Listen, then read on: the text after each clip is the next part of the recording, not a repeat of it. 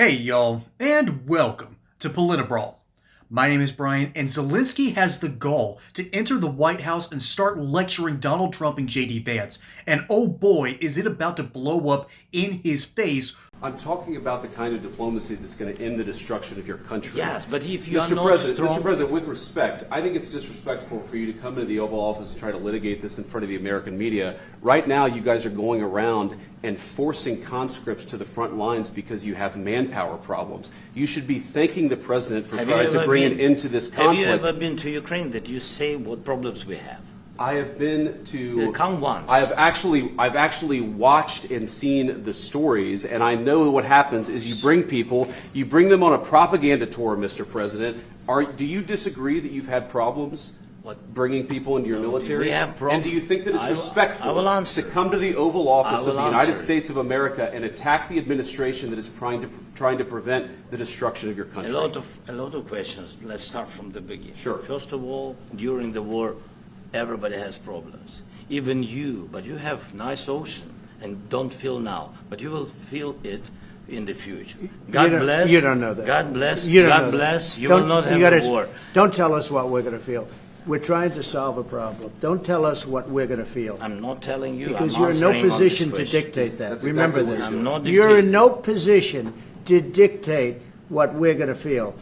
We're going to feel very good. You will feel influence. We're going to feel very good and very strong. You will feel influence. You're right now not in a very good position. You've allowed yourself to be in a very bad position, and he happens to be right about it. From the very beginning of the war. You're not in a good position. You don't have the cards right now. With us, you start having I'm not playing cards. cards. But right now, you don't. I'm You're playing serious, cards. Mr. President. You're I'm playing very cards. serious. You're gambling I'm with the president lives of anymore. millions of people. You You're gambling with World War III. What do you think You're about? gambling with What do you World think War about? III.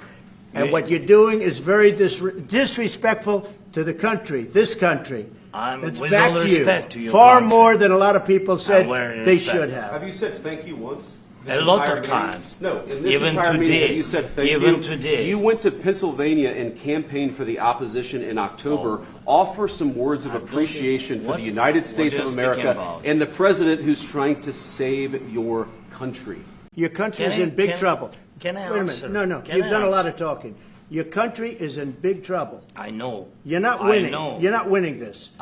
You have a damn good chance of we coming are out staying, okay because of us. Mr. President, we are staying in our country, staying strong from the very beginning of the war. We've been alone, and we are thankful. I said thanks You haven't in been this alone. cabinet, You and haven't not been only alone. in this cabinet. We gave you, through I this said thank stupid you. president, $350 billion.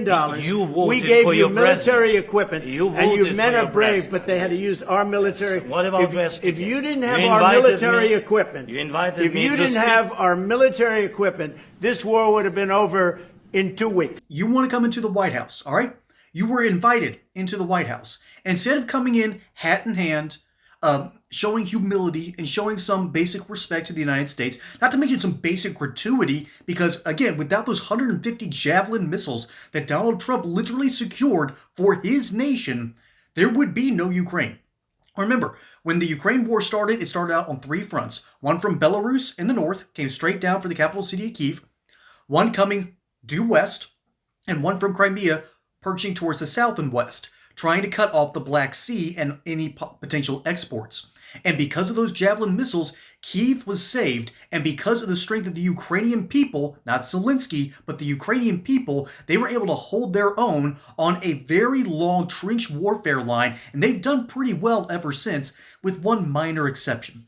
That is, they have slowly been pushed back off their line. Think World War I style trenches, and you still have tanks steamrolling over, and they're about to lose some vital road junctions that's going to make a Ukrainian position almost completely untenable. And so Zelensky is now has been invited to the White House, and instead of saying thank you, he is trying to demand more money. We've already given them $350 billion worth of U.S., basically just straight out of your pocket, okay? Granted, that money goes to buy our stuff, which will incur sales tax, it will cause revenue to go up. It's essentially this weird, ugly money-printing machine, and it's just beyond immoral. But Zelensky's body language here is one of outrage, and he has no idea what's hitting him right now.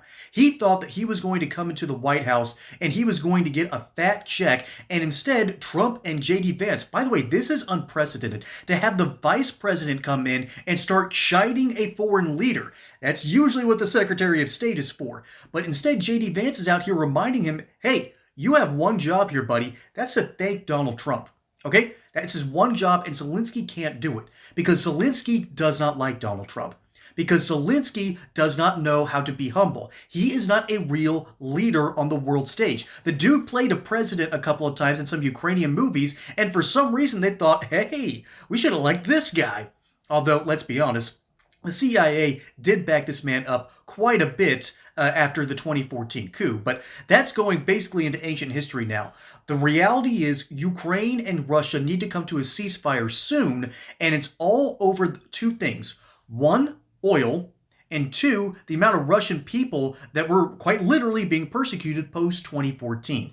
In other words, Ukraine, backed by the CIA, kept poking the bear and dared him to do something. Well, finally they did, and now, what's the casualty count? Over 1 million people now? That's terrible. That's terrible foreign policy on the U.S. part, that's dumb foreign policy on the Ukrainians' part, and it's equally dumb on the Russians' part. This was one of the most avoidable conflicts in world history, and yet each side just decided to poke at each other until someone finally broke.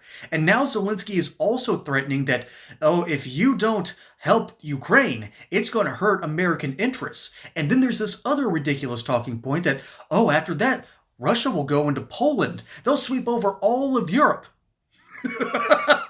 Give me a break. First of all, NATO Article 5, okay?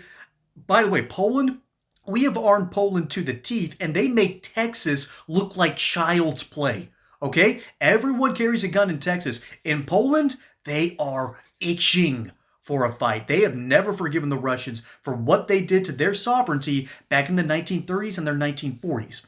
Kind of the same with the Ukrainians, but that's a longer history dive in for another day. What's happening here is Zelensky is coming in thinking that he's going to be able to steamroll people like Joe Biden, people in the Democrat Party, which, by the way, during the 2024 campaign, he went into Pennsylvania to campaign for the Democratic slate.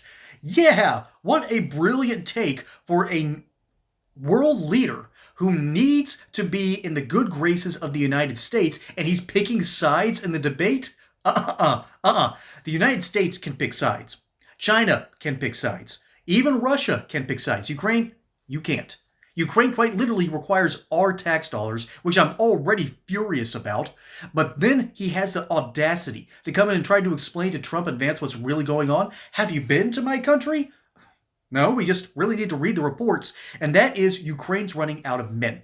They're running out of material. They're running out of time. And so instead of Zelensky coming in hat in hand saying that, hey, thank you for the mineral rights deal, I think that was a very good step to move forward, he is out here trying to pressure Vance and pressure Trump into getting exactly what he wants. Buster, that ain't gonna fly anymore. That isn't going to happen anymore. We don't have a doddering old fool in the White House anymore who licks an ice cream cone in the weirdest way you can think of, along with a cackling parrot that thinks that she actually understands anything on the world stage. That is no longer the status quo.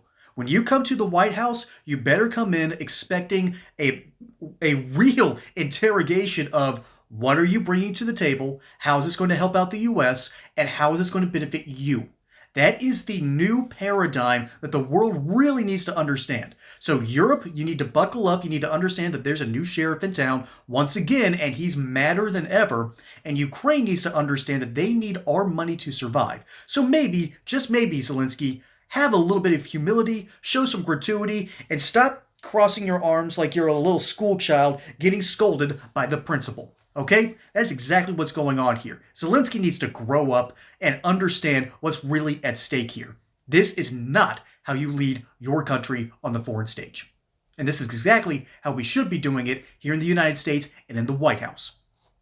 Folks, my name is Brian. Hope you enjoyed that segment here on Politibrawl. Don't forget to like and subscribe. Catch you on the next one. Until then, y'all have a good one.